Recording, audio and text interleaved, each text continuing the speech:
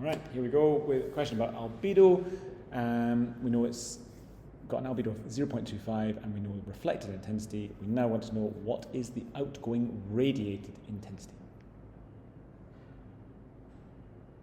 Okay, let's have a go. Okay, quite like this question. However, it does assume one kind of thing here, which I think may not be immediately obvious. Let's have a look.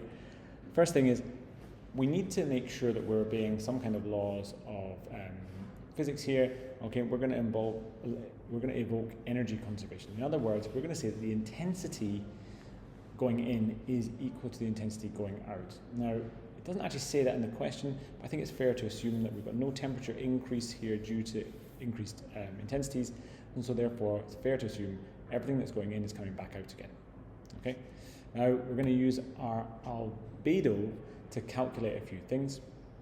Well, firstly, we know that we've got 0.25, that's our albedo, and we know that albedo is defined as the reflected or scattered intensity divided by the total incoming intensity.